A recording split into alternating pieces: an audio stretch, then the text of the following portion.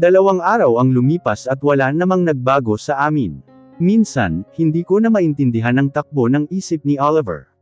Tuluyan na kasi itong bumabalik sa dati, sa kung papaano ko siya nakilala noon sa bar. Iyong Oliver na mapagbiro, madaldal at higit sa lahat, ay palagi na siyang nakangiti. Tuwing umaga, mas maaga pa itong nagigising sa akin, at naabutan ko na lang siya sa kusina. Minsan ay siya na rin ang nagdidilig sa mga halaman ko sa labas, at naglilinis sa bahay. Sa Lunes na ang pasok ni Owen. Gusto mo bang ihatid ko siya, bago ako pumunta sa trabaho? Ito pa ang isa sa mga nakakapanibago sa kanya. Sa tuwing may gusto ito, tinatanong na muna niya ako bago siya gagawa ng desisyon. Kaya ang kaba ko noong nakaraang araw, ay hindi na mawala-wala. Maging ang isip ko ay naguguluhan na rin sa ipinapakita niyang pakikitungo sa akin. Nalaman na rin niya ang pagpapa-enroll ko kay Owen sa isang public school. Akala ko ay magagalit ito at pipigilan ako, ngunit ani ay sabihin ko lang sa kanya kung kailangan namin ng pera, para sa mga gastusin. Natuwa rin ito dahil pag-aaralan ko ang bata. Huwag ka nang mag-abala pa, ihahatid siya ni Agatep, sagot ko at nagbago naman ang timpla ng mukha nito. Who's Agatep? Mariin niyang tanong. Iyong anak ni Nanay Asunta. I don't like his name, mabilis niyang sagot. Umiwas ako ng tingin ng masama itong tumingin sa akin. Stay away from him, Lucy. Mabait naman siya, at saka, ihahatid lang naman si Owen. Kasama ka, tumungo ako. Hindi ko pwedeng iwan ang anak ko, lalo pat bago lang kami sa bayan na to. Baka kung mapano pa ito, kapag hinayaan ko siyang mag-isa. Kahit nakasama pa nito si Aliana, hindi pa rin ako kampante dahil mga bata lang iyon. Hindi ko pwedeng iwan si Owen, sagot ko pa. Humarap ako sa kanya, ngunit siya naman ang umiwas ng tingin. Just don't let other guy near you. Ha? Naguguluhan ko na sabi, dahil hindi ko siya marinig. Mahina ang boses nito at parang bumubulong lang. Nothing, kumain ka na, aalis na ako. Take care, sabi nito at kumunat ang noo ko, nang mabilis itong umalis sa harapan ng hapag. Nakakapagtaka dahil kakaibang Oliver ata ang kasama namin sa bahay. Gustuhin ko mang itanong kung bakit siya nagbago, ngunit hinayaan ko na lang. Kahit papaano ay nakikita ko ang unti-unting pagbabago niya. Pakiramdam ko'y unti-unti ring nawawala ang galit sa kanyang puso. Ipinapanalangin ko na lang na balang araw, tuluyan ng maglaho, kung anumang galit ang mayroon siya sa akin. Inabala ko na ang sarili ko sa paglilinis. May pasok ngayon si Oliver, kaya ako na lang ang mag-isang naiwan sa bahay. Si Owen naman ay pagkatapos nitong kumain, ay agad na pumunta sa kina Nanay Asunta. Pupunta raw kasi sila sa bukid, para manguha ng prutas. Gusto ko sanang sumama, ngunit mas marami pa pala akong gagawin sa bahay. Kaya nang matapos ako sa pagwawalis sa sala, ay umakyat naman ako at pumasok sa kwarto namin ni Oliver. Hindi naman makalat dito, pero marami na kaming damit na hindi na nalalabhan. Lumapit ako sa basket na naglalaman ng mga maruruming damit, ngunit natigilan ako nang mag-vibrate ang cellphone ko sa bulsa. Hello, sagot ko nang hindi tinitignan kung sino ang tumatawag. Lucy. Agad kong nabosesan ang nasa kabilang linya. Oliver. Mahina kong sagot. Hindi ko alam kung bakit pero nagulat ako. Nagulat ako kung papaano niya nakuha ang number ko, at kung bakit ito napatawag sa akin. Noon kasi ay kahit minsan lang, hindi ako nakakatanggap ng tawag mula sa kanya, o di kaya'y text message. Yes, it's me, may iuutos ako, naiwan ko kasi yung paper sa study table ko. Pwede bang ihatid mo sa akin yan dito? Nagsalubong ang kilay ko, kakaiba ang boses nito, at parang kinakabahan siya habang kausap ko.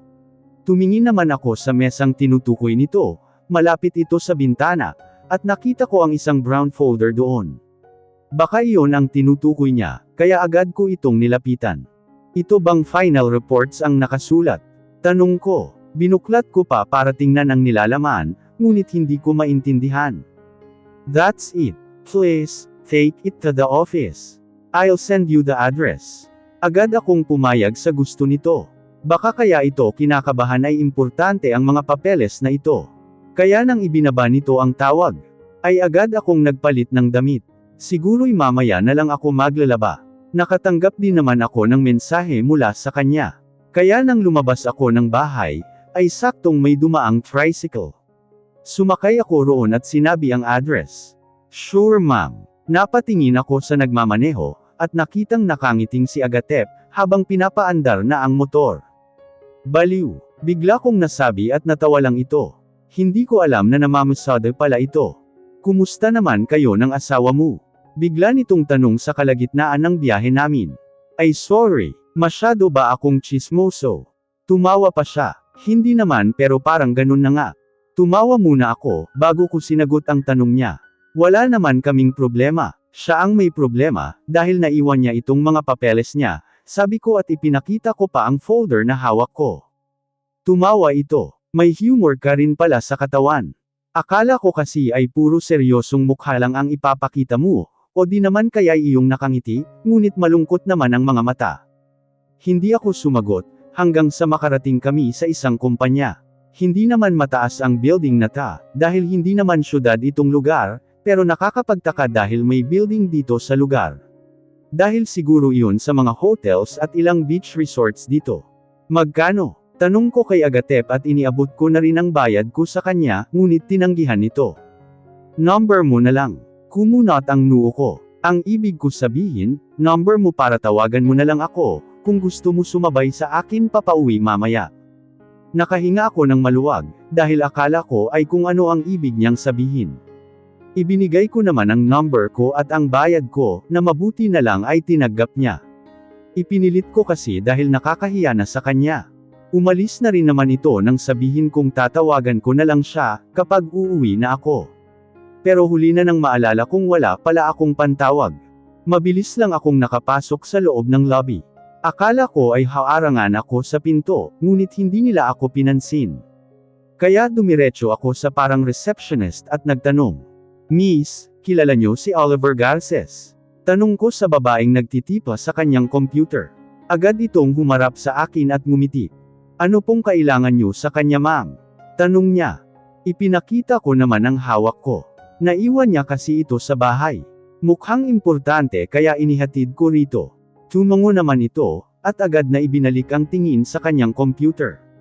Sandali lang siyang tumingin doon, at agad na humarap sa akin. Nasa meeting pa po siya ma'am. Sa waiting area po muna kayo maghintay. We'll notify him na nandito po kayo, aniya. Ngumiti lang ako at umalis na sa harapan niya. Agad naman akong pumunta sa waiting area nila rito sa lobby. May iilang napapatingin sa akin, ngunit hindi ko na lang sila pinansin. Alam ko kasing ibang-iba ang ayos ko sa mga ayos nila, anong magagawa ko? Ito lang ang nahanap kong damit kanina nang umalis ako. Isang puting t-shirt at pantalon. Nakalimutan ko nga lang magsuot ng sandals, dahil sa pagmamadali. Naupo ako sa isang upuan, at tumingin-tingin sa paligid. Pinapangarap ko noon na kapag nakapagtapos ako ng pag-aaral, ay sa isang malaking kumpanya ko gustong magtrabaho. Dahil naririnig ko kasi na malaki ang sinasahod nila. Lalo na kapag na-promote ka. Pero ang lahat ng iyon ay pangarap lang. Hindi ko nga natapos ang high school, dahil maaga akong nabuntis. Kawalan din ng pera. Dahil sa hirap ng buhay. 17 ako noong magdalang tao. At ngayon nasa 27 na ako. Kaya imposibleng maabot ko pa ang pangarap kong iyon. Bilib nga ako kay Oliver. Dahil sa kahit gaano ang hirap ng buhay namin noon, ay nakaya pa rin niyang mag-aral. Kung alam ko lang na ito pala ang pinagkakaabalahan niya noon, ay sana nasuportahan ko siya. Abala ako sa pagtingin-tingin sa paligid, nang may tumigil sa harapan ko. Kaya roon ako napatingin, at bigla akong kinabahan nang makita ko ito sa harapan ko. Hi Lucy, right? Tanong niya at malawak ang pagkakangiti nito sa akin. Christina, sabi ko, mas lalo siyang napangiti at tumango. You recognized me, aniya? Naupo ito sa tabi ko. Anong ginagawa mo rito? Kinakabahan ako kung bakit ganito niya ako pakitunguhan. Alam ko kasi na dahil sa akin ay nasira ko ang relasyon nilang dalawa. Kaya siguro ganito ako makaramdam ng kaba, na para bang may masama siyang binabalak sa akin. Mabait naman siya noon. Nakikita ko iyon. Pero hindi ko na alam kung iyong Christina na kilala ko noong mga panahong iyon, ay ganun pa rin hanggang ngayon. Ihahatid ko lang itong mga papeles ni Oliver, sagot ko sa kanya. Umiwas ako ng tingin, at sa paa ko na lang iyon itinuon. You must be really in love with Oliver, aniya bigla. Kaya napaangat ako ng tingin. Nakangiti pa rin siya, pero kakaibang ngiti na ang ipinapakita niya. Anong ibig mong sabihin? Alam mo kung ano ang nangyari noon. Nilakasan ko ang loob kong sagutin siya. Hindi naman kami napapansin ng mga tao, dahil hindi naman kami nagsisigawang dalawa. Nothing. Tumingin siya sa ibaba, ngunit agad ding nagangat ng tingin. Gusto ko lang sabihin na, habang maaga pa. You should know the truth behind your marriage. This is just a warning, Lucy. I know, I'm not in the right position to tell you this, but... Lucy, hindi natapos ni Christina ang sasabihin niya, nang may tumawag sa pangalan ko. Kaya sabay kaming napalingon doon. Nakita ko si Oliver na dali-daling lumapit sa amin. Where's the papers? Tumingin muna ako kay Christina, bago ko inabot kay Oliver ang mga folder. Agad nitong tinignan ang laman. Thank you but I have to go. Tara na, Tina. They're waiting for us. Sabi niya lang, at hinawakan sa braso si Christina. Nagkatinginan muna kami ni Christina, bago sila umalis na dalawa. Bumuntong hininga ako. Akala ko, nagbabago na. Akala ko, ibang Oliver na ang kasama namin sa bahay. Ngunit sa bahay lang pala yun, ibang Oliver pala siya sa labas. Siguro, dahil maraming nakakakita. O dahil sa suot ko ngayon na malayo sa suot nilang pareho. Isa pang gumugulo sa isipan ko, ay ang sinabi ni Christina sa akin. Hindi ko alam kung ano pang nalalaman niya. Hindi ko alam kung bakit niya sinasabi iyon sa akin. Kung gusto niya kaming sirain ni Oliver, madali lang niya itong magagawa, dahil alam kong kusang sasama si Oliver sa kanya, pero tila ba hindi. Tila ba may gusto pa siyang iparating bukod pa roon. Kaya bago pa man ako mabaliw sa kakaisip, ay umalis na ako roon. Iisipin ko na lang kung papaano ko malalaman ang lahat ng ito. Akala ko, tatanungin ako nito. Kung ano ang naging usapan namin ni Christina noon, sa loob ng company. Ngunit isang araw ang lumipas, nanatiling tikom ang bibig nito tungkol doon. Akala ko, pagagalitan ako o di kaya'y sisigawan, ngunit walang nagbago sa pakikitungo niya sa amin ng anak ko. Pero hanggang ngayon, hindi pa rin panatag ang loob ko sa lahat ng mga nangyayari. Hindi ako mapakali, lalo pat pakiramdam ko, may dapat akong malaman. I'm going. Mag-iingat kayo, palm ni Oliver. Nakasuot na ito ng isang royal blue 3-piece suit. Sandali, pagpigil ko at mabilis ko siyang nilapitan. Hindi ko alam kung bakit ko to ginawa. Ang pag-ayos sa suot niyang necktie. Baka magtaka sila kung bakit hindi maayos ang pagkakasuot mo. Thank you, mahinang sabi nito. Agad din naman akong lumayo at ngumiti sa kanya. Mag-iingat ka, aniko at tumango lang ito. Muli siyang paalam sa amin, at saka lumabas na ng bahay. Mama, saan po pupunta si Papa? Tanong ng anak kung kanina patahimik. Nakapantulog na to dahil gabi na rin, at hindi siya pwedeng magpuyat. Sa party nak. Ngumiti ako. Gusto mo ba mag-overnight kina Aliana? Tanong ko. Agad nagliwanag ang kanyang mukha. Kaya ilang sandali lang, ay may nag-doorbell na. Kinuha ko naman ang inihanda ko ng mga gamit ni Owen, at saka kami sabay na lumabas ng bahay. Naabutan ko si Agatep sa labas na may dalang flashlight. Good evening, bati nito at ngumiti na abot hanggang tainga. Mama, aren't you coming with us? Tanong ng anak ko nang mapansin siguro nitong wala akong dalang gamit. Umiling ako at pinantayan siya. Hinawakan ko ang kanyang magkabilang kamay, at tumingin ng diretsyo sa kanyang mga mata. May gagawin lang si Mama nak. Kaya doon ka na muna sa kanila, okay. Babalik din ako. Nakita ko ang pag-aalinlangan sa mga mata niya, ngunit hindi ako nagpapigil. Tumayo ako at tiningnan si Agatep, na mukhang naghihintay rin. Bantayan niyo siya para sa akin. Babalik din ako, sabi ko rito. Huwag kang mag-alala, akong bahala sa anak mo. Ngumiti ako at nagpasalamat. Agad din naman silang umalis.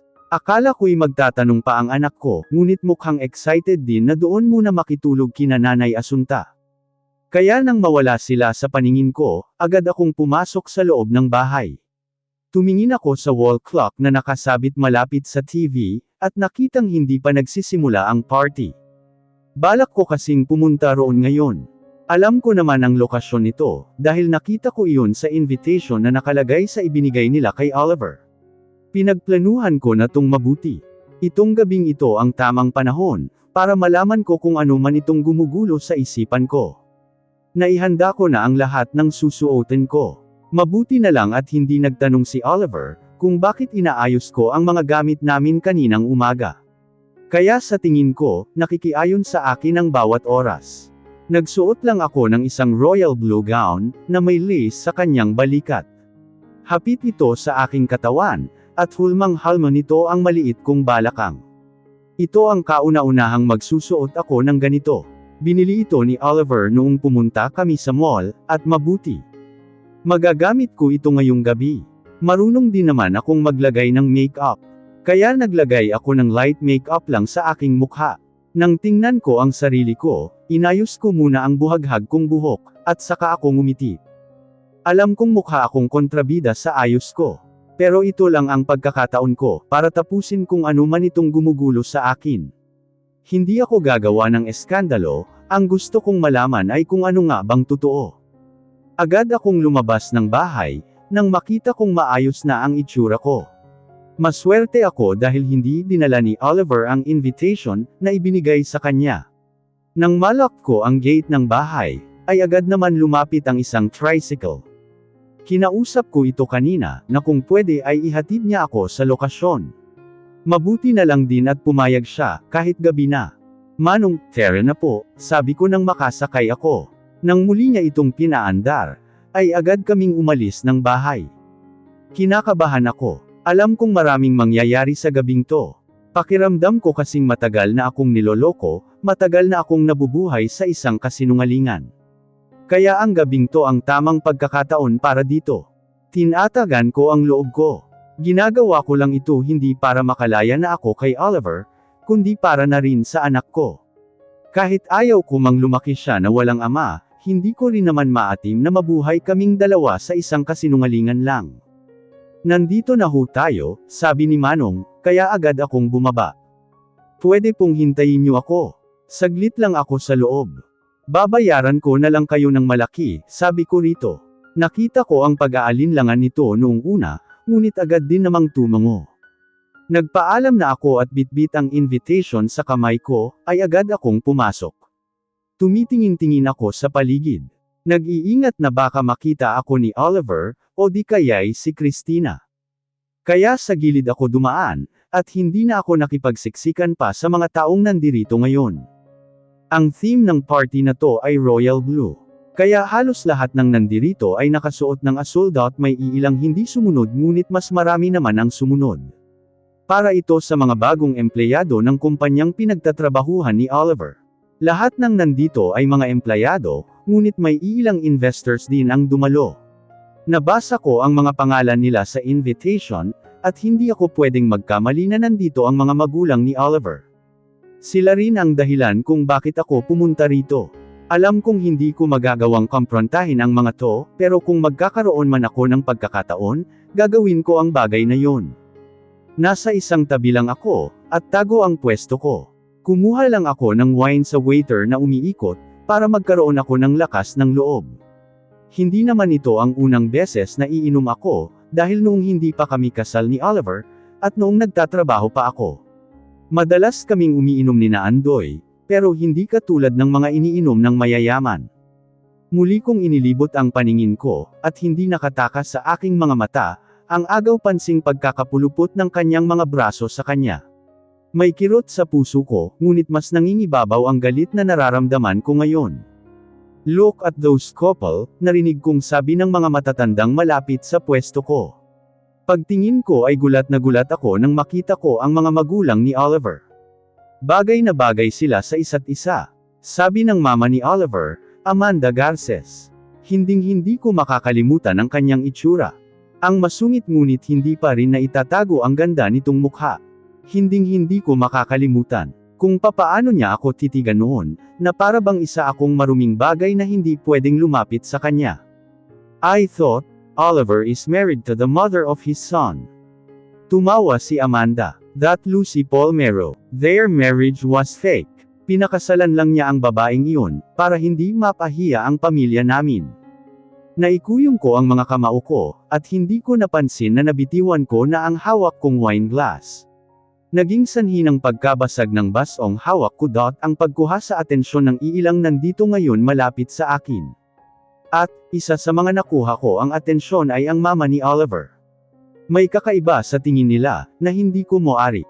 Kaya bago pa man mapunta sa akin ang lahat, agad akong tumalikod at umalis doon. Iyon lang naman ang gusto kong marinig. Akala ko, hindi ko agad malalaman, pero galing na mismo sa bibig ng magulang ni Oliver. Totoong ngang hindi totoo ang kasal naming dalawa. Ako lang pala itong matagal nang nagpapaloko. Nang sabihin kasi ni Christina, na may dapat akong malaman sa kasal namin ni Oliver. Agad kong tinawagan si Andoy, at nagpatulong akong alamin ang totoo. Pinahanap ko sa kanya si Atty. Chris Montreal. Inalam ko ang lahat ng mga gumugulo sa isipan ko, at alam kong ito lang din ang makakasagot sa mga iyon. Hinala ko ng peke ang kasal. Dahil ano pa bang dapat kong malaman bukod doon? Kaya nang malaman kong hindi totoong kasal ako sa kanya, hindi ako nagdalawang isip na pumunta rito ngayon. Manong, alis na po tayo rito. Mabilis akong sumakay sa tricycle, at umalis kami roon. Pinunasan ko lang ang luhang bumuhos sa mga mata ko. Mga luhang kanina ko pa pinipigilan. 10 taong akong nagtitiis. 10 taon akong naghintay na balang araw, ay kaya niya rin akong mahalin, at 10 taon akong nagpaloko. Kung ganito lang pala ang gagawin niya sa akin, sana noon pa ako umalis. Sana noon ko pa ginawang lumayo, at hindi na muling magpakita. Kung ito lang pala ang magiging kahihinatnan ng pagtitiis ko, para lang sa anak namin, sana noon ko pa ginawang makalaya sa kanya. Hindi nagtagal ang biyahe namin ng tricycle. Imbes na sa bahay ako dumiretso, ay sa bahay kami ni Nanay Asunta huminto. Nagbayad lang ako sa tricycle, at agad na akong kumatok sa pinto ng bahay. Inayos ko na muna ang itsura ko, at nang magbukas ito'y si Agatep ang bumungad sa akin. Wow! Ang ganda mo, Anito. Gusto ko sanang tumawa, ngunit wala na akong panahon. Nasaan ang anak ko? Tanong ko sa kanya. Napakamot ito sa kanyang batok, at nahihiyang tumingin sa akin. Tulog na gigisingan ko pa ba? Umiling ako. Naihanda mo ba? Tumango naman ito sa tanong ko. Salamat. Ngayon gabi kami aalis. Pero, ayoko nang manatili rito. Kung magtatagal pa kami ng anak ko, baka hindi ko nakayanin iyong sakit. Kaya please Agatep, tulungan mo kaming makaalis ngayon. Sige, kunin mo na ang anak mo, at ihahanda ko lang ang bangka, Anito. Nagpasalamat naman ako, at nang umalis siya sa harapan ko, agad akong pumasok sa loob. Nasa may sala natutulog si Owen at Aliana. Mukhang nakatulog na ang mga ito habang nanunood ng TV. Tinabihan ko ito at marahang niyugyug ang kanyang balikat. Mabuti na lang at mabilis ko itong nagising. Mama, gamit ang paos nitong boses, Terrell anak. Aalis na tayo rito. Bulong ko dahil ayaw kong magising ang mahimbing nang natutulog na si Aliana. Agad naman itong bumangon. Hinanap ko ang bag nitong ipinadala ko, at kinuha ang jacket ko doon na inilagay ko. Agad kong ipinasuot iyon sa kanya, at saka kami umalis. Where are we going, Mama? Tanong nito ng mapansing imbes na sa bahay kami uuwi, ay sa dalampasigan ang punta naming dalawa. Sa malayo anak. But, where's Papa? Natigilan ako. Sa dami ng iniisip ko kanina, ay hindi agad pumasok sa isipan kung maaari nitong hanapin ang ama. Susunod siya sa atin, sabi ko. Nagpatuloy kami sa paglalakad, at narating namin ang dalampasigan, kung saan naghihintay si Agatep. Nasa dagat na ang kanyang bangka na sasakyan namin sa paglalayag. Naisakay mo yung mga gamit namin. Tanong ko sa kanya, na agad din naman niyang tinanguan. Salamat, sabi ko pa. Wala iyon. Alam mo namang kaibigan at pamilya na rin ang turing namin sa inyo. Nakakalungkot lang na aalis na kayo rito, Anito. Isang tipid na ngiti lang ang isinagot ko, at agad na kaming sumakay ng anak ko sa bangka. Si Agatep ang maghahatid sa amin sa syudad, kung saan naghihintay si Andoy ngayon doon. Kinuha ko ang jacket na inilagay ko sa bag, na dala namin at sinuot ko iyon. Naihanda ko na ito kanina pa, at si Agatep din ang naglagay nito rito. Naiplano ko na ang lahat. Kinausap ko na ito kaninang umaga na aalis kami ngayong gabi. Marami siyang naging tanong, at sinagot ko naman siya. Laking pasasalamat ko na lang dahil pumayag ito. Paalis na ang bangka, nang may maaninag akong ilaw na nagmamadaling tumakbo. Lucy, Agatep pakibilisan, mabilis kong sabi na siyang sinunod niya. Papa, sigaw ng anak ko nang makita ang ama, at marinig ang boses nito. Lucy stop. Hindi ko ito pinakinggan. Mama, stop the boat. Papa's there. Hindi siya iyon. Bad guy iyon nak, sabi ko rito. Nakatingin ako sa dalampasigan, kung saan nandoon si Oliver. Hindi ko makita ang mukha nito dahil madilim na. Tanging ang hawak nitong cellphone na umiilaw lang ang nakikita ko. But, niyakap ko ang anak ko, at naramdaman kong umiiyak na ito. Maging ako man, naiiyak din sa nangyayari, ngunit tinatagan ko lang ang loob ko. Ayokong magmukhang kawawa. Why are we leaving Papa without saying goodbye? Hindi ko siya sinagot. Mas lalo ko lang hinigpitan ang yakap ko sa kanya. Pagod na ako. Kung ito lang ang paraan para makalaya na ako, gagawin ko. Ipapaliwanag ko na lang sa anak ko ang lahat. Anong oras tayo makakarating? Tanong ko kay Agatep na abala sa pagmamando ng bangkang demotor, na sinasakyan namin. Siguro umaga na. Tumango lang ako. Sumulyap lang ako sa anak ko, at mukhang natutulog na ito habang nakayakap sa akin. Naaawa ako ngunit ayaw kong lumaki ito sa kasinungalingan ng ama. Ayaw kong malaman niyang hindi totoo ang pinapakita ni Oliver, at ang lahat ng iyon ay para lang hindi mapahiya ang pamilya niya. Ang babaw ng kanilang dahilan. Tumingin ako sa malayo, mariing pumikit at pinakiramdaman ang sarili. Pakiramdam ko, ubos na ang luha ko. At naisip kong hindi dapat ako nagsasayang ng luha sa mga taong katulad nila. 10 taon akong naging tanga at nagpalo ko. Kaya siguro, tama lang na lumayo ako. Tama lang na lumaya ako.